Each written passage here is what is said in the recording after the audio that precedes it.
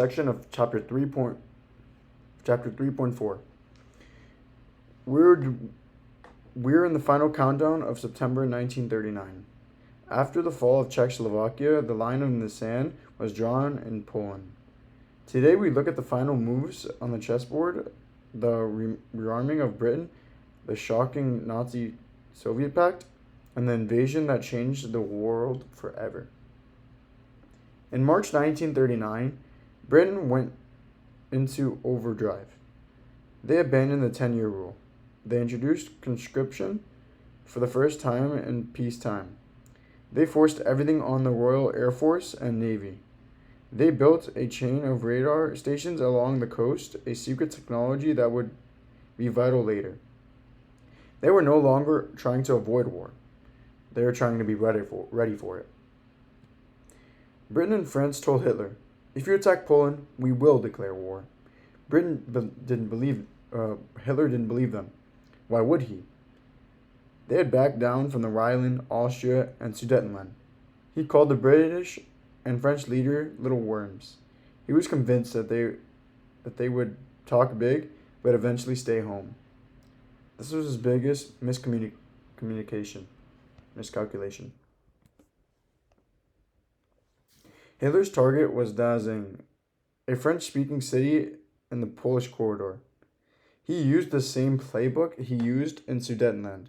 He claimed Germans were being mistreated by Poles and demanded the land to be returned. By this time, the Poles refused to budge. They knew that if they gave an inch, they would give up Czechoslovakia. The biggest shock of the 20th century happened. On August 23rd, 1939, Germany and the USSR, hated enemies, signed a non-aggression pact. The world was stunned. Why would Hitler, who hated communists, sign a big deal with Stalin? And why did Stalin sign with Hitler? There was a secret part of the pact. They agreed to divide Poland between them. For Hitler, this was perfect. If it meant he could invade Poland without to fight Russia, he could focus all his power for the West.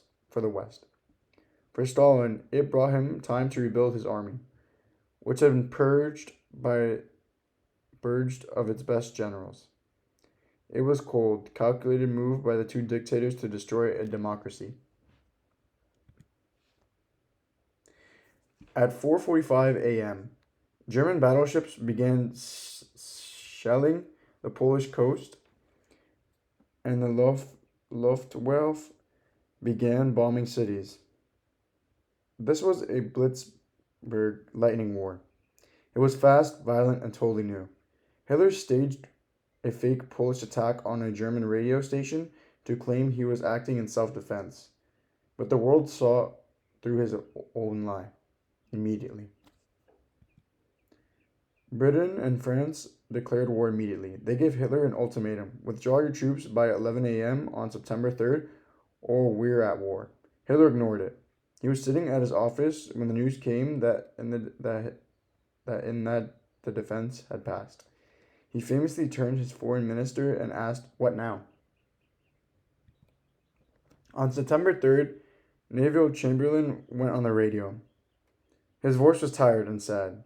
He told the British people, "Everything that I have worked for, everything that I have hoped for, has crashed into ruins." Britain and France were at war with Germany. In the 1920s, dreams of a League of Nations and outlawing war were officially dead.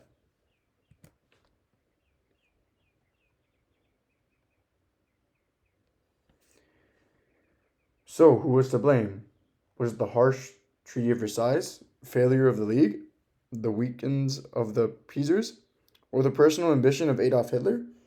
In reality, it was all of them. The 1930s showed us that when the economy fails and dictators rise, a piece of paper isn't enough to keep peace. The war was now entering its darkest chapter.